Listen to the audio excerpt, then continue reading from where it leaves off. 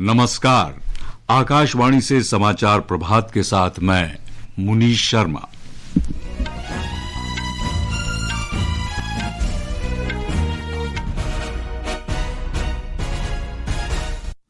मुख्य समाचार। झारखंड में जारी विद्यार्थियों के विरोध प्रदर्शन के बाद राज्य सरकार ने जेएसएससी, सीजीएल परीक्षा और निजी एजेंसी टीडीपीएल द्वारा संचालित सभी अन्य भर्ती परीक्षाएं रद्द की। अमेरिका के राष्ट्रपति डोनाल्ड ट्रंप ने भारत की मतदाता पहचान प्रणाली की प्रशंसा की। इसे अमेरिका के चुनाव विनियमों को और सख्त बनाने के लिए आदर्श बताया। भारत आज नई दिल्ली में 12वीं ब्रिक्स पर्यावरण मंत्रियों की बैठक की मेजबानी करेगा। भारत के सेना प्रमुख जनरल धीरज सेठ को काठमांडू में राष्ट्रपति रामचंद्र पौडेल ने नेपाल आर्मी के मानद जनरल का रैंक प्रदान किया।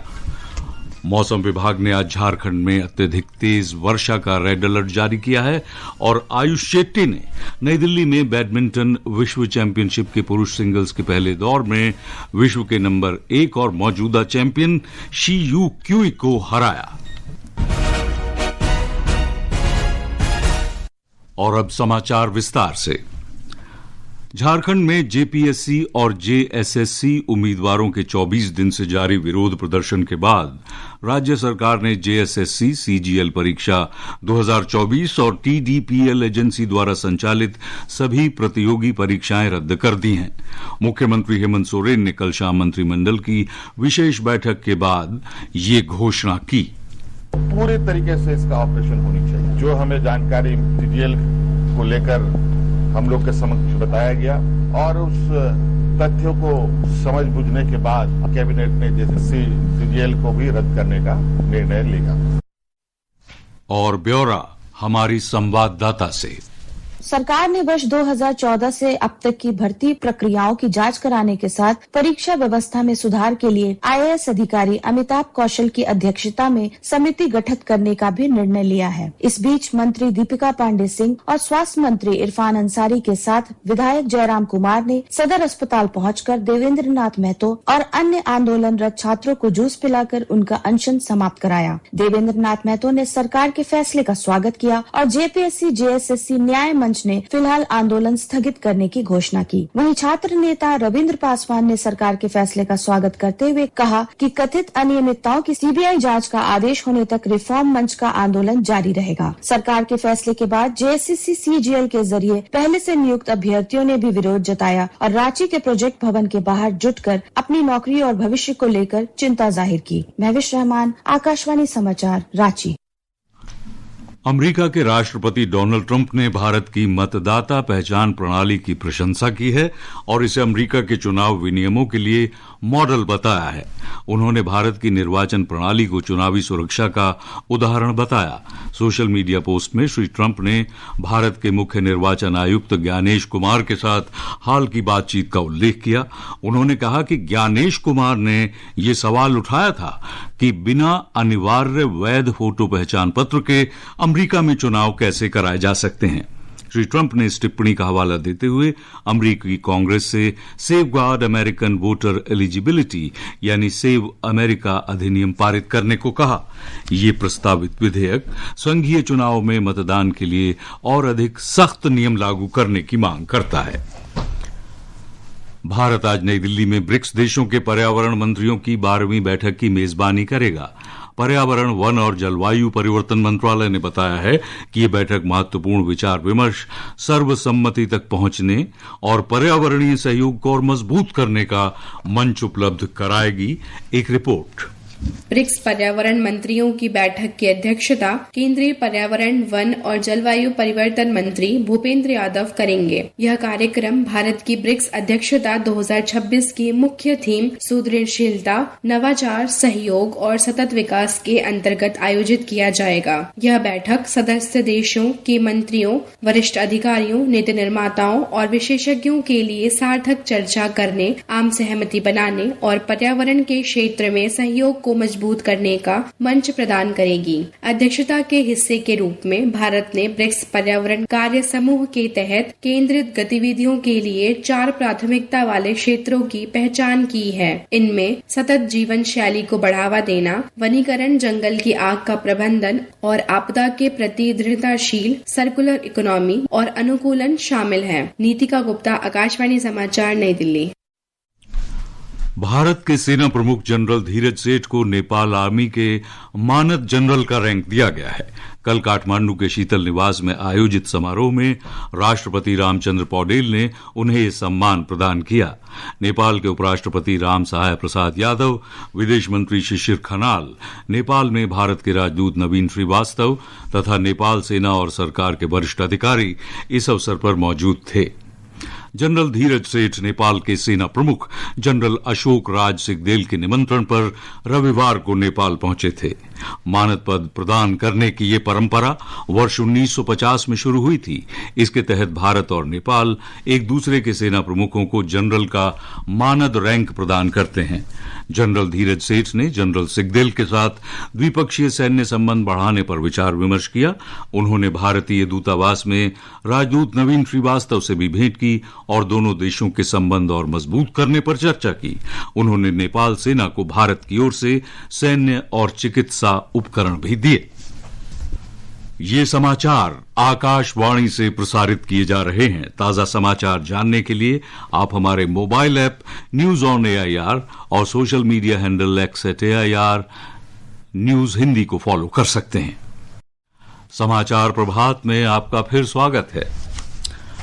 मौसम विभाग ने आज झारखंड में अत्यधिक तेज बारिश का रेड अलर्ट जारी कर दिया है।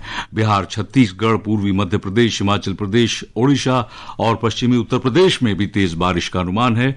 जम्मू कश्मीर, लद्दाख, उत्तराखंड, पंजाब, चंडीगढ़, हरियाणा, दिल्ली, पूर्वी उत्तर प्रदेश, पश्चिम बंगाल, सिक्किम, पूर्वोत्तर राज्य, कराईकल, पुदुचेरी, तमिलनाडु, केरलम और माहे में भी गुरुवार तक तेज बारिश होगी। हिमाचल प्रदेश में मानसून की तेज वर्षा जारी है। राज्य में कल अधिकांश स्थानों पर बहुत तेज बारिश हुई। हमारे संवाददाता ने बताया है कि बारिश के कारण कई स्थानों पर जनजीवन अस्त व्यस्त है। बीते 24 घंटों के दौरान मंडी जिले के कटौला में सर्वाधिक 74 मिलीमीटर वर्षा दर्ज की गई है। लगातार बारिश के चलते सामान्य जनजीवन भी प्रभावित हुआ है। रिपोर्ट के अनुसार इस मानसून सीजन के दौरान प्रदेश में अब तक बारिश से जुड़ी घटनाओं में 80 लोगों की मृत्यु हो चुकी है, जबकि लगभग 994 करोड़ रुपए की सार्वजनिक संपत्ति का नुकसान हो चुका है। इस बीच मौसम विज्ञान केंद्र शिमला ने आज राज्य के 4 जिलों बिलासपुर, कांगड़ा, मंडी और सिरमौर में भारी से बहुत भारी वर्षा का ऑरेंज अलर्ट जारी किया है, जबकि 6 अन्य जिलों ऊना, हमीरपुर, चंबा, कुल्लू, शिमला और सोलन के लिए भारी वर्षा का येलो अलर्ट जारी किया है। रितेश कपूर, आकाशवाणी समाचार, शिमला। आंध्र प्रदेश के डॉक्टर BR अम्बेडकर कोनासीमा जिले से मछुआरों को ले जा रही मछली पकड़ने की एक नौका समुद्र में लापता हो गई है। ये मछुआरे इस महीने की 3 तारीख को मछली पकड़ने के लिए निकले थे और उन्हें 10 दिन के भीतर वापस लौटना था।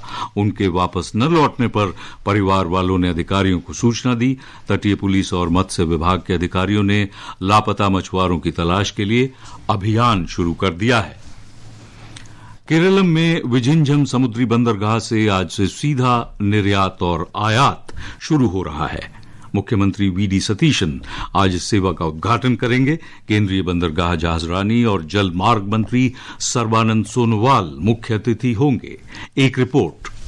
विझिंझम समुद्री बंदरगाह अब तक मुख्य रूप से एक अंतर्राष्ट्रीय ट्रांसशिपमेंट केंद्र के तौर पर काम कर रहा था, जहां मदरशिप कहे जाने वाले बड़े जहाजों से आने वाले कंटेनर को आगे ले जाने के लिए छोटे जहाजों में स्थानांतरित किया जाता था। इस बंदरगाह को 17 जुलाई को निर्यात और आयात के लिए मंजूरी मिली थी। शुरुआत में विझिंझम बंदरगाह से सिर्फ फुल कंटेनर लोड कार्गो का आयात निर्यात होगा। इस बंदरगाह का पिछले वर्ष 2 मई को उद्घाटन किया गया था। तिरुवनंतपुरम से स्मृति M पलुरुथी की रिपोर्ट के साथ समाचार कक्ष से सरफिरोजी।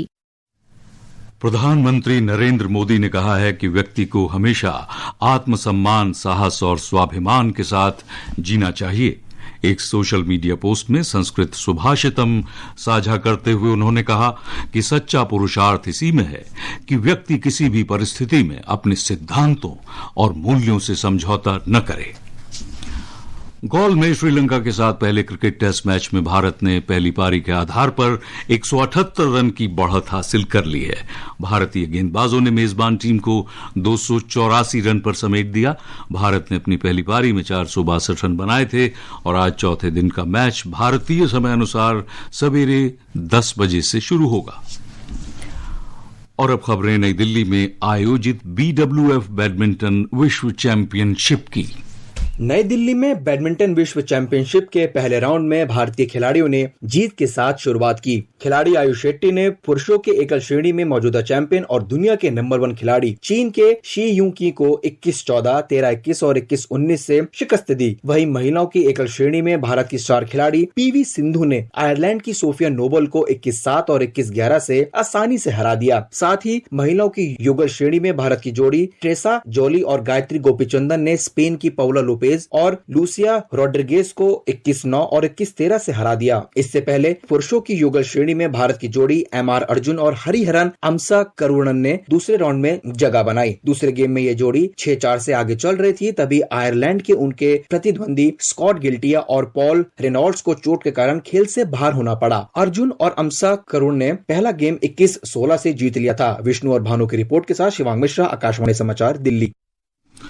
FIH महिला हॉकी विश्व कप में आज भारतीय टीम पूल डी के अपने दूसरे मैच में दक्षिण अफ्रीका से खेलेगी। और अब आज के समाचार पत्रों की सुर्खियों के साथ हैं फरहत नाज। धन्यवाद मुनीश। देश की राजधानी से प्रकाशित सभी हिंदी समाचार पत्रों की सुर्खियों में भारतीय जनता पार्टी की नई राष्ट्रीय टीम की घोषणा और झारखंड में छात्र आंदोलन के असर के समाचार छाए हुए हैं। पंजाब केसरी के मुख्य पृष्ठ पर पहला समाचार है, अब नितिन की नवीन टीम। पत्र ने उपाध्यक्ष वसुंधरा राजे सिंधिया, राम माधव, महासचिव स्मृति ईरानी और कोषाध्यक्ष पीयूष गोयल के चित्र भी सबसे ऊपर प्रकाशित किए हैं। दैनिक भास्कर ने इसी खबर को शीर्षक दिया है, भाजपा की नवीन टीम, 12 महिलाएं, 7 अल्पसंख्यक और 6 नए महासचिव। जनसत्ता में इस समाचार की सुर्खी है, माधव और ईरानी की वापसी, अमित मालवीय की हुई छुट्टी। हिंदुस्तान का शीर्ष समाचार है, टीम नवीन में जोश होश का मेल। नवभारत टाइम्स ने झारखंड के घटनाक्रम को पहला समाचार बनाया है। कई फजीहतों के बाद NTA ने बदली अपनी टीम, 600 एक्सपर्ट्स हटाए। पत्र ने केंद्रीय शिक्षा मंत्री के निर्देश और लोकसभा में विपक्ष के नेता राहुल गांधी के वक्तव्य को बॉक्स प्रकाशित करते हुए आंदोलनरत छात्रों की तस्वीर भी प्रमुखता से प्रकाशित की है। दैनिक ट्रिब्यून ने मुख्यमंत्री हेमंत सोरेन के चित्र सहित इस खबर को शीर्षक दिया है, झारखंड आउटसोर्स एजेंसी की 2014 से अब तक कराई गई सभी परीक्षाएं रद्द। राजस्थान पत्रिका ने रेल यात्रियों की सुविधाओं की उपेक्षा और अनदेखी को संपादकीय का विशेष बनाया है। पत्र कहता है, नियंत्रक एवं महालेखा परीक्षक की ताजा रिपोर्ट चौंकाने वाली है, जिसमें कहा गया है कि देश के कई बड़े रेलवे स्टेशनों के वाटर कूलर के पानी में ई कोलाई बैक्टीरिया मिले हैं। सवाल सिर्फ पानी के पीने का साफ होने का नहीं है, यात्रियों की दूसरी सुविधाओं की भी समयबद्ध जांच और सतत निगरानी करनी चाहिए। चूंकि यात्री सुविधाओं कोई भी अनदेखी चिंताजनक है। लोकसत्ता ने नागपंचमी के अवसर पर महाकाल मंदिर उज्जैन में उमड़ी लाखों भक्तों की भीड़ का समाचार अपने पहले पृष्ठ पर रखते हुए बिहार के लखीसराय में मची भगदड़ में 7 दर्शनार्थियों की मौत का समाचार भी बॉक्स में प्रकाशित किया है। और अंत में लीजिए सुनिए इस बुलेटिन के मुख्य समाचार एक बार फिर। झारखंड में विद्यार्थियों के जारी विरोध प्रदर्शन के बाद राज्य सरकार ने JSSC, CGL परीक्षा और निजी एजेंसी TDPL द्वारा संचालित सभी अन्य भर्ती परीक्षाएं रद्द की। अमेरिका के राष्ट्रपति डोनाल्ड ट्रंप ने भारत की मतदाता पहचान प्रणाली की प्रशंसा की। इसे अमेरिका के चुनाव विनियमों को और सख्त बनाने के लिए आदर्श बताया। भारत आज नई दिल्ली में 12वीं ब्रिक्स पर्यावरण मंत्रियों की बैठक की मेजबानी करेगा। भारत के सेना प्रमुख जनरल धीरज सेठ को काठमांडू में राष्ट्रपति रामचंद्र पौडेल ने नेपाल आर्मी के मानद जनरल का रैंक प्रदान किया। मौसम विभाग ने आज झारखंड में अत्यधिक तेज बारिश का रेड अलर्ट जारी कर दिया है। और आयुष शेट्टी ने नई दिल्ली में बैडमिंटन विश्व चैंपियनशिप के पुरुष सिंगल्स के पहले दौर में विश्व के नंबर 1 और मौजूदा चैंपियन शी यूकी को हराया। इसके साथ ही समाचार प्रभात का ये अंक समाप्त हुआ। नमस्कार।